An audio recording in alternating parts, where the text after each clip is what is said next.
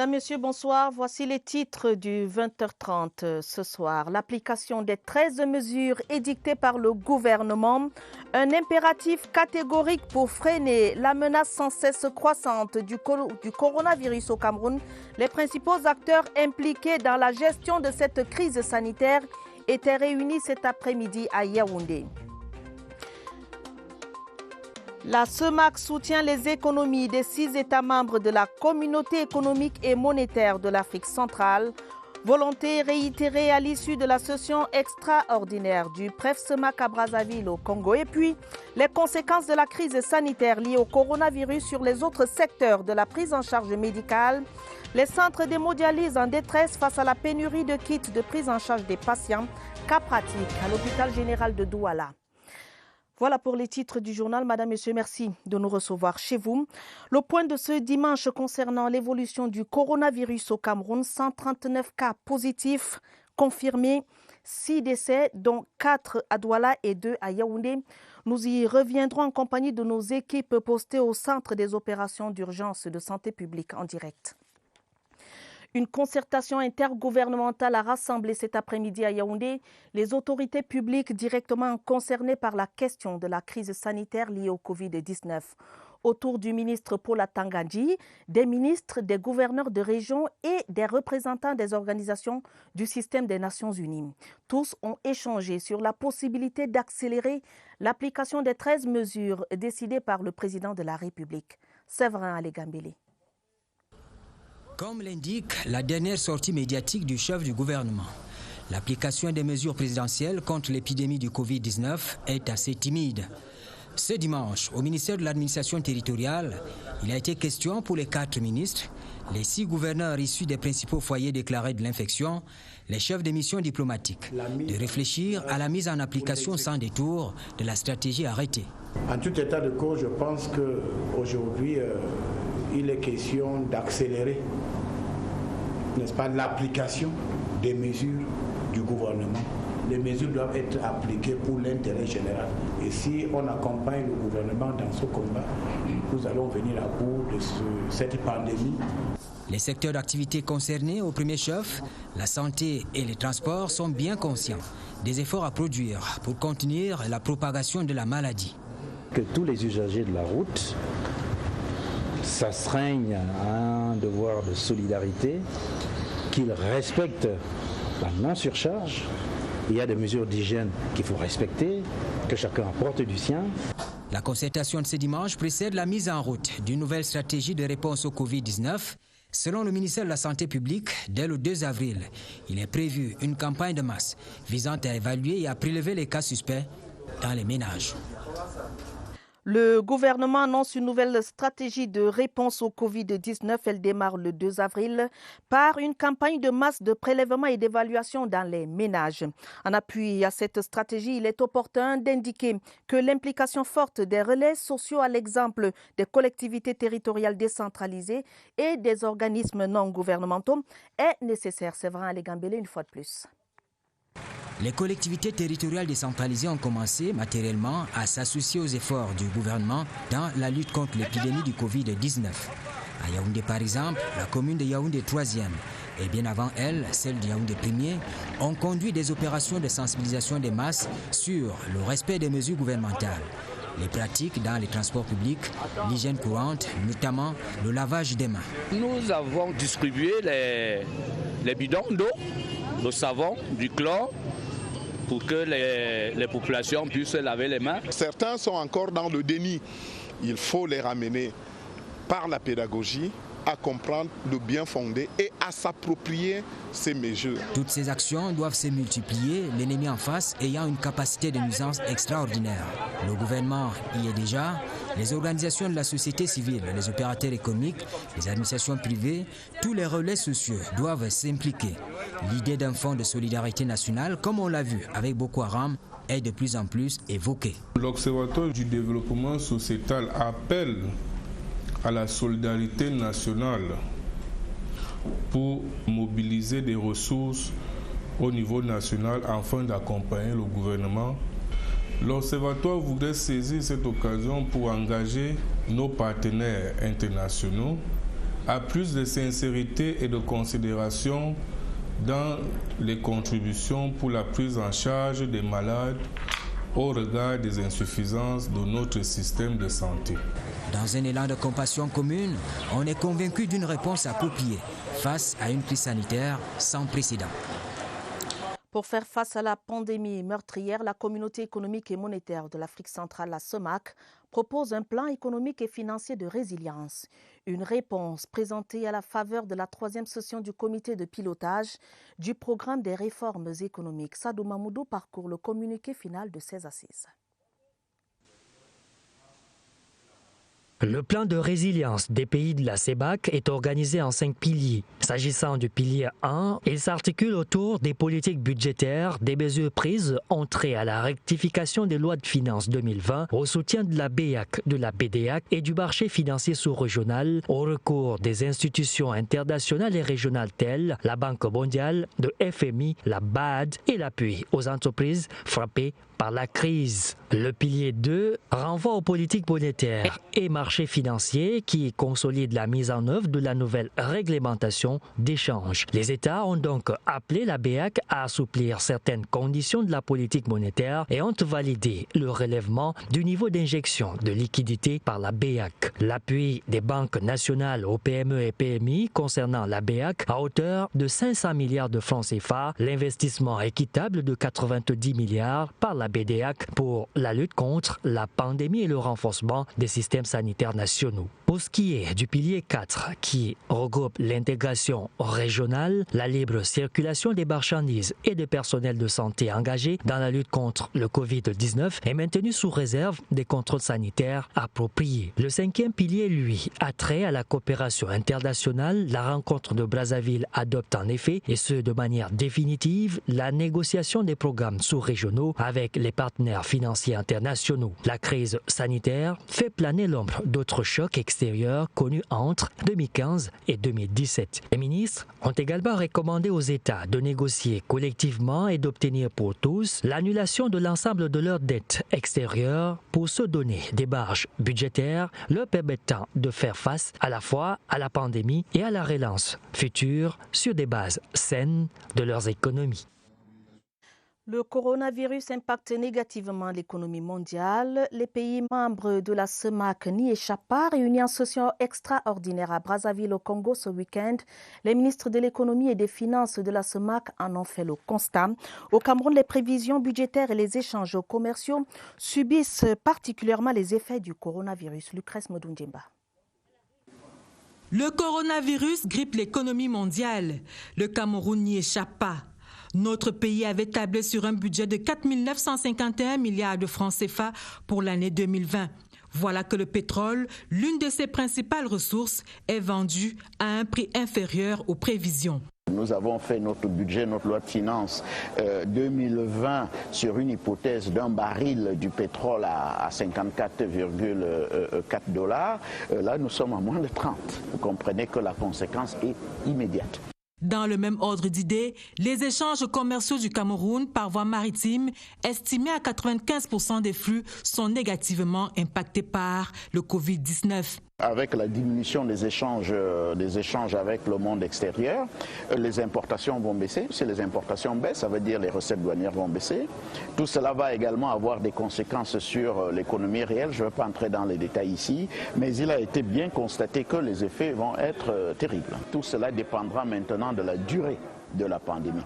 À cela s'ajoute la baisse des prix des revenus touristiques, le ralentissement du secteur des transports et du commerce en général. Le Cameroun, on l'a dit, n'est pas un cas isolé, d'où toute l'importance des mesures de protection et de relance économique prises par la CEMAC ce samedi à Brazzaville.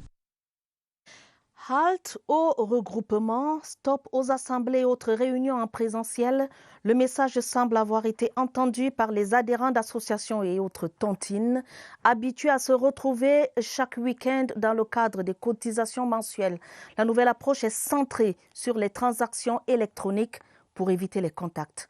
Ariel Olivia Moboué de CRTV Centre.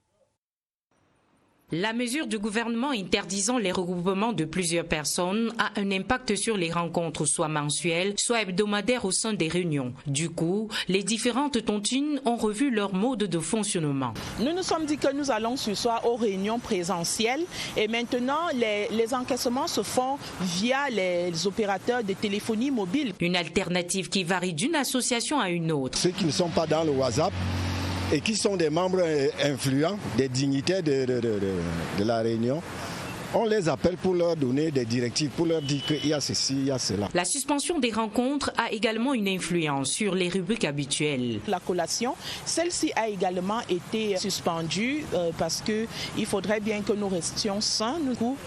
Nous avons arrêté avec cela. Il s'agit par ces mesures palliatives de permettre à ceux n'ayant pas encore perçu leur dû d'entrer en possession de leur argent en toute sérénité sans enfreindre à la mesure du gouvernement. Le Covid-19 disperse les foules et c'est tant mieux pour limiter les risques de propagation.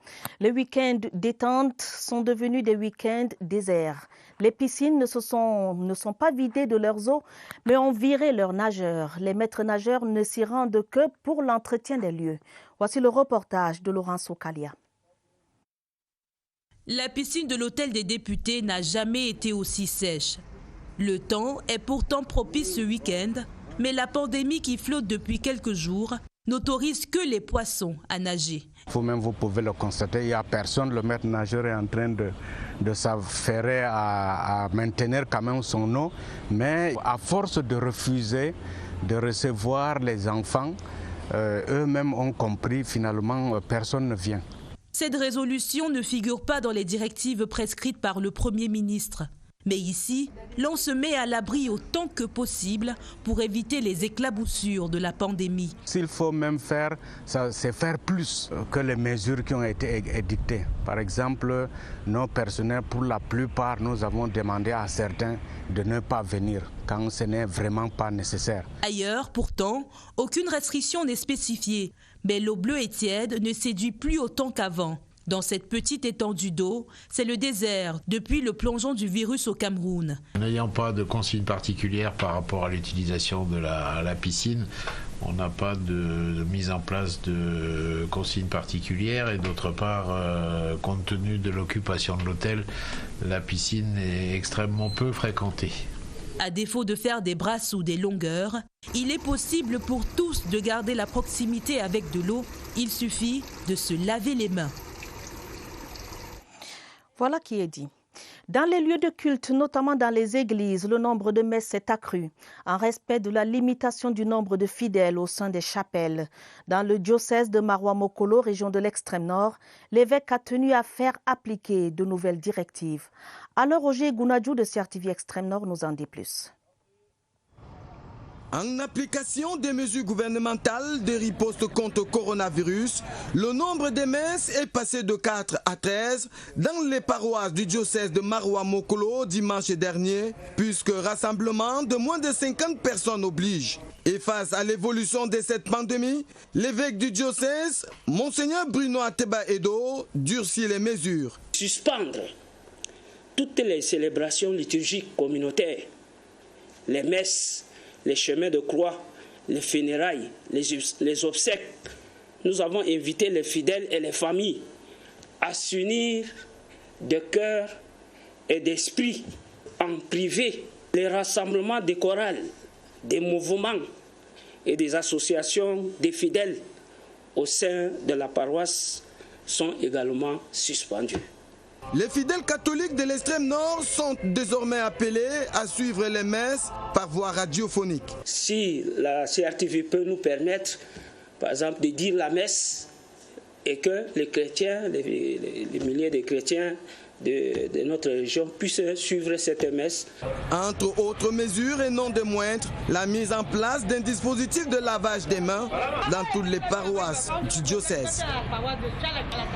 Le respect des mesures dans le secteur des transports est crucial. Le rappel a été fait dans la région de l'Ouest. Le délégué régional des transports est allé dans les agences de voyage et auprès des usagers de la ville de Bafoussam. André Aristide et Combat. Les agences de voyage spécialisées dans le transport interurbain ont été la principale cible des agents de la prévention routière coiffés par le délégué régional. Nous avons constaté que les mesures sont plus ou moins appliquées et il était question pour nous de voir où ça ne marche pas, de les amener à appliquer à ce niveau-là et de sensibiliser également les usagers et les autres passagers que c'est une menace qui est sérieuse et que nous tous nous devons contribuer à la lutte contre cette menace-là. Dans les salles d'attente, pas grande affluence. Devant les guichets, on fait l'effort de respecter les cas barrières. Les voitures sont pulvérisées par des désinfectants 30 minutes avant le départ. Les passagers assis, dans le respect des consignes, voyagent par nécessité. Ce qui m'oblige à voyager aujourd'hui, je suis venu au village pour accompagner un ami parce qu'il a perdu sa mère. Je m'en vais voir ma famille, même étant avec ma famille, je peux prendre toutes les méthodes disponibles pour ça. Les chefs d'agence qui mettent tout en œuvre pour sensibiliser les usagers sur la nécessité de réduire les déplacements superflus n'ont pas la possibilité d'en interdire. Nous essayons de poser la question, mais on nous répond, est-ce que pourquoi vous voulez savoir nos problèmes? Et c'est pour ça que nous prenons seulement les dispositions pour mettre tout ce qui est en pratique avant le départ du voyage. Le coronavirus sévit. À chacun de se protéger pour éviter d'être victime ou vecteur de la pandémie. C'est un rendez-vous pour en savoir plus sur les dernières informations et les dernières mesures relatives à la riposte du Covid-19 au Cameroun. Allons retrouver au centre des opérations d'urgence de santé publique notre reporter Franck Evina pour en savoir davantage. Franck, bonsoir. Que devrait-on savoir ce soir ? Bonsoir Tabadine Oumar. Les informations fraîches sur le Covid-19 font état de 139 cas confirmés au Cameroun, 6 décès dont 4 à Douala et 2 à Yaoundé. On note par ailleurs l'apparition d'un 4e foyer de la pandémie, c'est à Limbé, la cité balnéaire de la région du sud-ouest où un cas a été testé positif. Pour parler de ce nouveau développement de la crise, nous accueillons le docteur Chanceline Bilungandongo, qui est chef des opérations ici au centre des opérations d'urgence sanitaire de Yaoundé. Bonsoir, docteur. Bonsoir. Dites-nous, comment avez-vous reçu le message d'alerte venu de ce nouveau foyer de la pandémie à Limbé? Ce qu'il faut dire, c'est que toutes les délégations régionales de la santé publique sont en capacité à pouvoir détecter toute personne suspecte, c'est-à-dire toute personne qui présente des symptômes pouvant faire penser à la maladie, au coronavirus, à une atteinte par le coronavirus. Donc, devant ces cas, les équipes peuvent descendre sur le terrain, faire des prélèvements et ces prélèvements sont transférés au Centre Pasteur du Cameroun qui, pour le moment, est le seul laboratoire de référence habilité à faire le test et à donner la confirmation du résultat. Lorsque nous avons les résultats, nous informons en retour les délégations régionales pour la suite des mesures à prendre. Et il faut dire que toute personne suspecte qui est prélevée en attente des résultats doit rester confinée jusqu'à ce qu'on ait la réponse et la suite de la prise en charge. Docteur, dans un tweet ce dimanche, le ministre de la Santé publique disait, je cite, « La majorité des cas positifs sont des personnes venant des pays à risque et qui se cachent dans les familles. C'est irresponsable. Dénonçons systématiquement ces voyageurs pour qu'ils viennent se faire dépister. » Fin de citation. Docteur, c'est un constat amer que fait là Monsieur le ministre de la Santé publique. Monsieur le ministre de la Santé publique en fait appelle à la vigilance des uns et des autres parce que les chiffres parlent d'eux-mêmes. La majorité des cas que nous avons actuellement sont des cas, nous les appelons des cas importés qui sont venus des pays dans lesquels les foyers sont déjà assez importants et qui malheureusement pour certains ne respectent pas les mesures qui ont été prescrites par le gouvernement. Donc nous appelons simplement non seulement à la prise de conscience de ces personnes-là, de respecter ces mesures. Si vous venez d'un pays infecté, mettez-vous en confinement à domicile tout en évitant même d'avoir des contacts étroits avec vos proches. Et actuellement, le gouvernement met des moyens assez importants même pour garder ces personnes-là dans des espaces dédiés, notamment des hôtels pour le moment. Mais en plus de ça, il faut aussi appeler à la vigilance des uns et des autres. Si vous connaissez une personne qui a voyagé et qui présente les symptômes qui sont largement communiqués à type de toux, de fièvre, de détresse, de difficultés respiratoires ou même une simple fatigue, il faut vraiment appeler les services appropriés tels que largement communiqués dans les médias. Mais est-ce que vous avez l'impression que ces interpellations-là touchent quand même les consciences ici au niveau de ce call center, si on peut appeler cela ainsi? Est-ce qu'il y a des appels des personnes qui dénoncent ces voyageurs irresponsables, comme l'a dit Monsieur le ministre? Ce qu'il faut dire, c'est que la mondialisation fait bien les choses.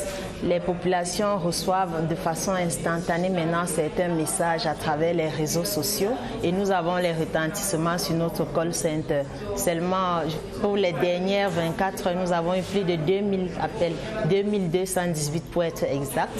Et la majorité de ces appels, c'est pour se renseigner, qu'est-ce qu'il faut faire. Ça veut dire que les populations prennent de plus en plus conscience que cette maladie-là existe réellement et qu'il faut respecter les mesures qui sont prescrites. Elles appellent pour prendre plus de mesures, pour recevoir des conseils, mais elles appellent également pour signaler, pour se signaler elles-mêmes, parce qu'il faut dire aussi que ces personnes également se signalent elles-mêmes, mais peuvent également signaler des personnes dans leur entourage qui présentent des symptômes suspects. Docteur, on a souvent aussi entendu le ministre à maintes reprises appeler à la non-stigmatisation des personnes malades. Docteur, je voudrais vous poser la question de façon prosaïque. Doit-on fuir les personnes atteintes du Covid-19? Ce que je peux dire, c'est que le Covid-19, c'est une nouvelle maladie. C'est normal d'avoir peur, mais le plus important, c'est de se protéger. Et quand on parle de stigmatisation, il faut vraiment éviter pour les populations déjà de stigmatiser les personnes atteintes. Parce que la stigmatisation fait peut-être en sorte que ces personnes ne veulent pas se dénoncer. Donc il faut plus penser à se protéger, penser à appeler les services appropriés pour faire recours lorsque vous avez des personnes qui sont infectées ou bien des personnes suspectes de maladie. Mais la stigmatisation, c'est également pour le personnel soignant. Nous ne voulons pas que les hôpitaux, le personnel soignant dans les hôpitaux déserte les formations sanitaires devant une personne suspecte de Covid, mais nous ne voulons pas non plus qu'elle s'infecte. Donc elles doivent se protéger et il faut éviter la stigmatisation tant de la part des populations que de la part du personnel. Et vraiment, nous insistons encore sur le personnel soignant qui doit se protéger. Et nous sortons d'une réunion avec le ministre tout à l'heure où il a insisté en disant que toute personne qui arrive dans une formation sanitaire doit être reçue, mais il faut pouvoir être capable de porter correctement les équipements de protection individuelle qui ont été mis à disposition. Il faut recevoir tout le monde, mais il ne faut pas se contaminer par la maladie. Merci à vous, Dr Bilunga Ndongo. Je rappelle que vous êtes chef des opérations ici au Centre des opérations d'urgence sanitaire de Yaoundé. Nous sortons de cet entretien avec un chiffre que vous avez vous-même évoqué. 2218, c'est le nombre d'appels reçus ces dernières 24 heures par ces téléconseillers que vous voyez derrière moi. 1510, c'est le numéro vert à composer pour les avoir au bout du fil. À vous l'antenne. Kevina, merci pour toutes ces informations. Le message est bien passé. Honnêteté et sincérité sont donc fortement appelés pour les personnes testées positives. Cela pourrait sauver des vies. Le lieu-dit Miniferme à Yaoundé est l'un des endroits les plus animés de la cité capitale Yaoundé, un des lieux chauds, le soir surtout habituellement. Rendons-nous de ce côté-là ce soir pour y retrouver en direct Elvis Nguimaison de CRTV Centre. Les mesures de fermeture des débits de boissons et de restrictions y sont-elles respectées? Elvis, vous avez l'antenne. Bonsoir Atta Badinoma et merci d'accepter de faire un tour avec nous du côté de Miniferme, ici même à Mélène, un des coins chauds de la cité capitale Yaoundé, avec sa foultitude de bars et débits de boissons et lieux de loisirs également. Ici, depuis 18 heures, les bars sont fermés, restaurants fermés et les forces de sécurité veillent au grain. Un poste de gendarmerie est en face de moi et tout à l'heure, la gendarmerie est descendue jusque dans les quartiers pour s'assurer de l'effectivité des mesures prises par le gouvernement. La gendarmerie a scellé un restaurant où opérait plus d'une dizaine de personnes. Les attroupements sont proscrits. Les belles de nuit qui avaient trouvé dans ces localités un terreau fertile pour leur activité semblent avoir déménagé. Et la vie est calme de ce côté. À partir de 18 h, vous pouvez suivre les klaxons de véhicules de part et d'autre, comme pour dire que les populations sont pressées de retourner chez elles et de vaquer paisiblement à leurs occupations à la maison. Minifem n'est plus ce Minifem-là que vous connaissiez. Minifem n'est plus ce coin chaud que vous avez connu. Aujourd'hui, c'est un havre de paix. Les populations soucieuses véritablement de barrer la voie à la propagation de Covid-19 se sont engagées à plus de courage, à plus de civisme et à plus de patriotisme.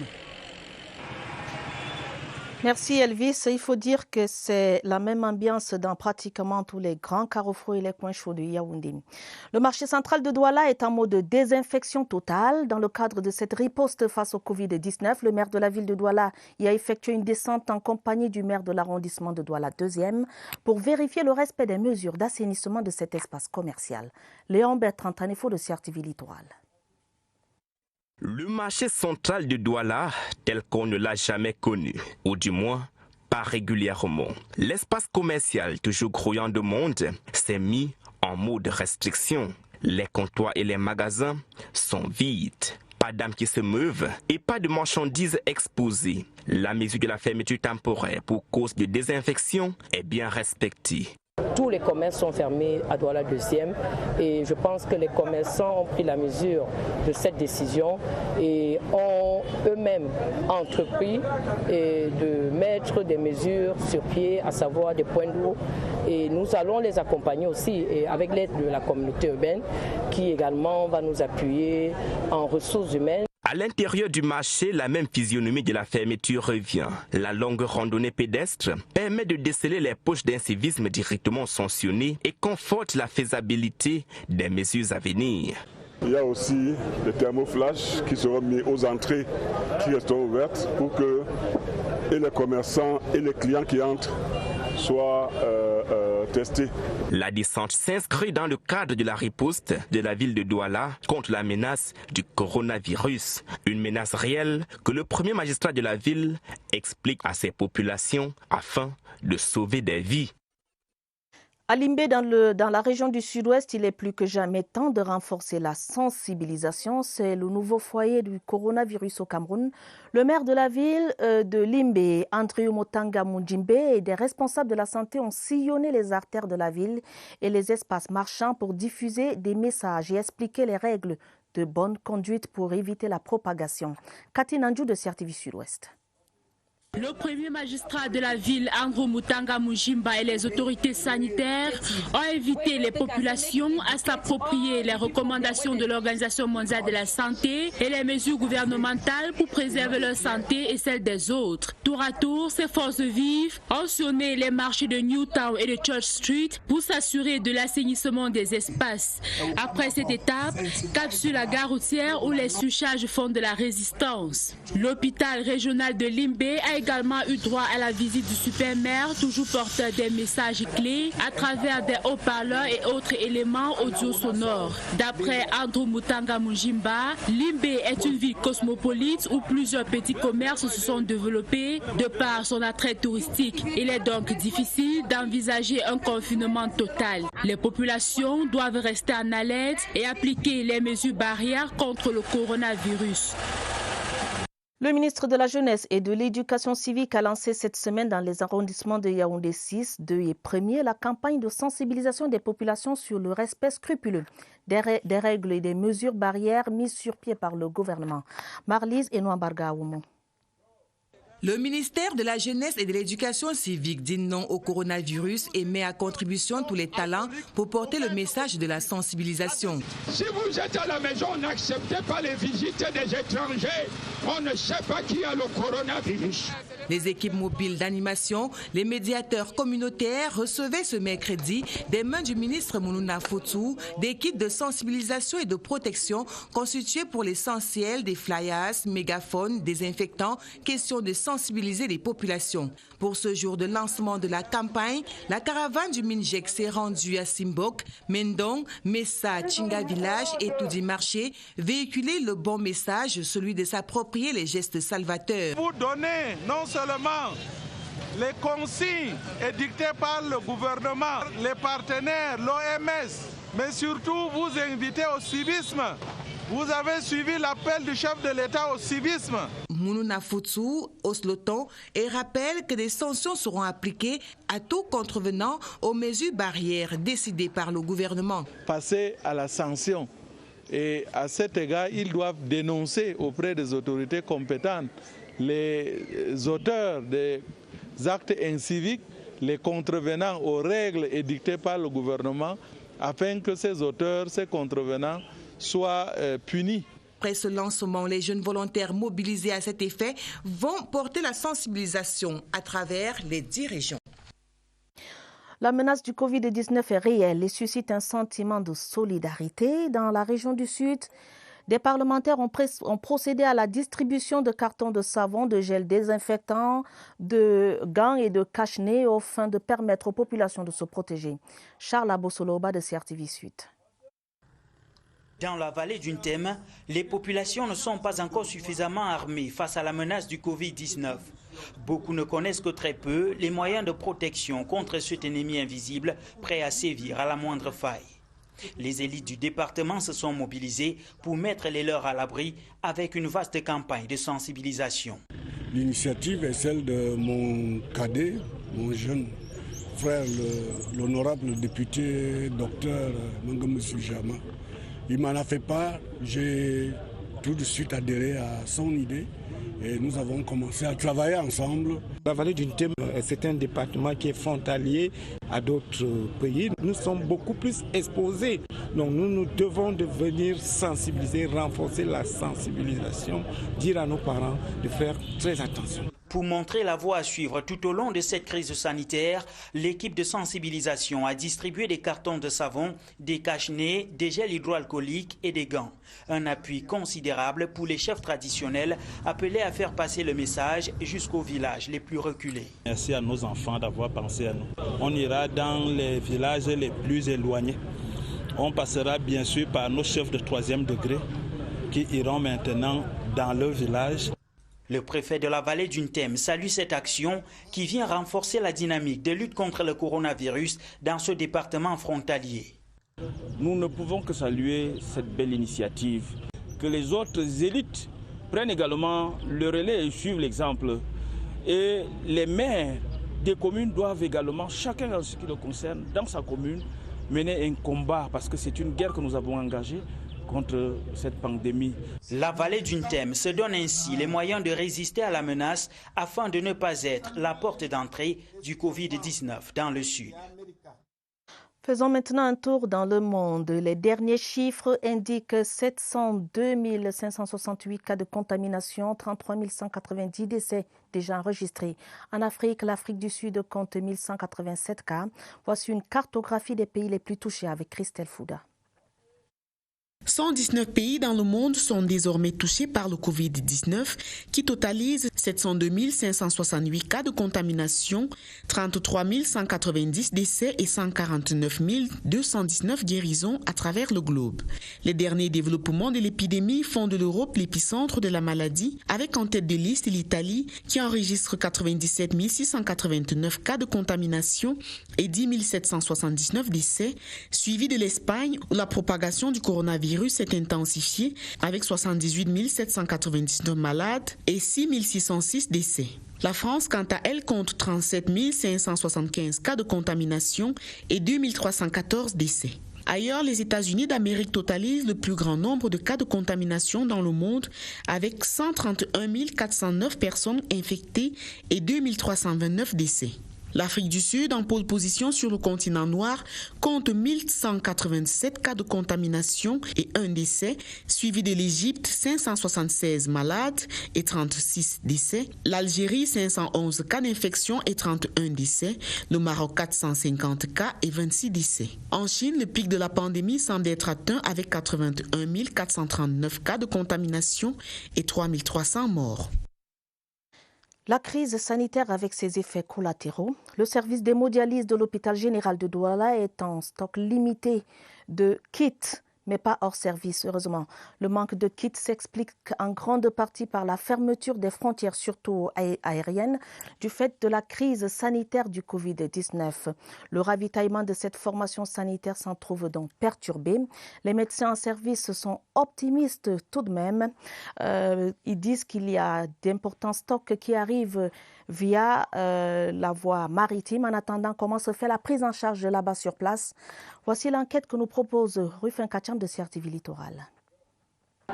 Dans le hall de l'unité de néphrologie et d'hémodialyse de l'hôpital général de Douala, les malades, la plupart informés qu'une pénurie de kits se fera ressentir à l'hôpital cette semaine, reçoivent des soins selon une programmation bien établie. On a dialysé, on dialyse normalement. Depuis hier quand même, on nous a averti qu'on avait un problème de livraison de kits de dialyse. Mais tous ceux qui ont leur kit de dialyse peuvent dialyser sans souci. Pour faire face à cette difficulté passagère, l'équipe du professeur Marie-Patrice Hallé, chef de ce service, a opté pour le rationnement. On offrit à chaque malade une séance de dialyse par semaine. Nous avons aussi en réserve des kits pour intervenir en cas d'urgence. Si on ne refute pas ici l'instabilité du service, il n'est pourtant pas fermé et le retour à la normale est prévu dans les semaines prochaines. Avec la coronavirus, il y a eu des problèmes de vol. Et le vol Royal Air Maroc, cargo, qui devait amener ses kits depuis 2 semaines, n'a pas pu les amener. Le plan B, c'est qu'il y avait aussi les kits qui devaient venir par bateau. Et ces kits sont déjà là au port. Et j'ai contacté le directeur général des douanes. Nous espérons qu'avec son intervention, on va avoir livraison aujourd'hui. Centre qui accueille le plus grand nombre de malades souffrant d'insuffisance rénale au Cameroun, attendu donc que ce service reprenne son plein régime tel qu'annoncé par le directeur général. De quoi rassurer l'opinion. La société Isakam Hygiène et Salubrité du Cameroun appelle au civisme des populations à l'endroit de ces installations. Un appel lancé à Douala en fin de semaine, c'est-à-dire vendredi, après la levée de corps d'un agent Isakam, victime d'une agression de moto-taximène, après que l'un d'eux ait par imprudence achevé sa course dans un bac à ordures. Le récit des faits dans ce reportage de Christy Kondo de CRTV Littoral. C'est ici au carrefour Gabon-Bar de Lokpom que toute l'histoire commence lorsqu'un conducteur de moto-taxi trouve la mort après avoir heurté ce bac à ordures. Informés de la situation par les moto-taximènes, ils ont décidé de prendre en chasse tout le matériel roulant de l'entreprise Isakam qui était dehors pour le 3e quart de service. Et c'est ici, au carrefour Tradex Ndokoti, vers 3 h du matin, que des conducteurs d'engins à 2 roues portent atteinte à un agent de l'entreprise Hygiène et Salubrité du Cameroun. Malheureusement pour notre collègue Tiwa Ronis, son camion a été pris en chasse au niveau de Ndokoti. Un moto-taximène a pris sur lui de prendre une pierre qu'il a lancée au niveau de la cabine. Le chauffeur a esquivé et ça a percuté notre chauffeur sur notre Reaper sur la tête. Il s'en est sorti avec un traumatisme crânien très grave. Malgré l'intervention chirurgicale qui a été effectuée dans la nuit du 19, il a rendu l'âme le 20. Victime d'un acte de vindicte populaire, Ronis Tiwa, Reaper, s'en est allé à seulement 33 ans. Vous n'avez pas vu son épouse déjà à ce niveau. C'est très alarmant parce qu'elle a accouché hier matin. Elle a accouché hier matin un garçon. Présentement, vous voyez la famille tellement éprouvée, notre petit frère Ronis. Sa famille le pleure et les pilotes de moto-taxi condamnent l'acte de leur confrère. Je condamne vraiment cet acte-là. Ça, c'est l'acte cruel. Ce n'est pas comme ça qu'on devait pour vraiment. Les moto-taxis, en nos jours, ils entrent dans les problèmes sans savoir même le fond du problème. La police est là pour ça. Il y a un problème, dirigeons-nous à la police. Des agressions de ce genre, les agents de terrain d'Isakam les subissent au quotidien, eux qui travaillent quelle que soit la saison. Ronis Tiwa est parti, mais l'enquête se poursuit. 7 conducteurs d'engins à 2 roues sont en garde à vue à la prison centrale de Nouvelle et la police ne compte pas en rester là. 3 morts et de nombreux blessés, c'est le bilan de l'effondrement d'un immeuble en construction survenu hier samedi à Fumban dans la région de l'Ouest. La mauvaise qualité des matériaux et le relief accidenté du site de construction seraient à l'origine de ce drame. Plus de détails avec Stéphane Frankikana de CRTV Ouest. Un immeuble de 3 niveaux qui s'est écroulé comme un château de cartes au quartier Malantam à Fumban, emportant avec lui 3 vies, celles des ouvriers de ce chantier et par la même occasion 3 autres maisons voisines qui ont été ensevelies sous les décombres. J'étais en train d'accompagner mes amis, un peu m'a appelé qu'il vient porter le sable. En portant le sable, je suis monté, je suis resté. Après, la maison s'est écoulée, c'est tombé sur moi. Un mois était à côté de moi, mon ami était en train de pleurer. Il appelait le nom de ses frères. En raison du boom démographique dans la ville de Fumban, les constructions anarchiques prolifèrent, la mauvaise qualité des matériaux utilisés et le relief accidenté du site de construction sont indexés comme étant les causes qui ont conduit à ce désastre. Il y a un travail important à faire. Il y a un travail vraiment capital, prioritaire, parce que voyez-vous, autour de nous, vous allez voir comment les maisons sont construites. Et donc, c'est une priorité pour la ville de Fumban. Les blessés ont été conduits à l'hôpital du palais de Fumban, où ils sont sous les bons soins du personnel de cette formation sanitaire. Ce drame remet au goût du jour dans la Cité des Arts le problème du désengorgement et du désenclavement de certains quartiers de la ville. La prévention routière en mode de mesures barrières, la gendarmerie nationale poursuit son opération de contrôle, surveillance et répression avec cette fois un accent particulier sur les mesures prescrites par le gouvernement sur l'axe Yaoundé-Mbalmayo et Bolova. Les pandores sont clairs, le coronavirus ne passera pas par la route. Pierre Evembe. Lutte contre le Covid-19, ici à quelques encablures de Mbalmayo, sur l'axe Yaoundé-Bolova, la sensibilisation est devenue le passager et la répression le conducteur. Ce car de transport censé transporter 20 personnes en avait 22. On n'a pas compté les enfants, or ce sont de très gros porteurs du coronavirus. Les mères de bébés que je lève en plus. Moi je dis que je n'ai pas d'argent. Les pandores qui sont en première ligne ont reçu des instructions claires du haut commandement pour un respect interne de ces mesures. Écart entre vous, les distances 1 mètre. Le ministre de la Défense a tenu une réunion. Il a instruit qu'on suive ces mesures, même dans nos casernes. Nous suivons ces instructions à la lettre. La gendarmerie mène également sa lutte contre les infractions routières sans se laisser intimider. Je vais vous donner le dossier, mais la meilleure des choses, la moindre des choses, c'est de présenter un ordre de mission. Vous avez dit mesures barrières, les bérets rouges ont renforcé leurs barrières sur les axes routiers pour que les effets du Covid-19 soient vains. Ainsi va le Cameroun, Madame, Monsieur, c'est la fin du 20h30.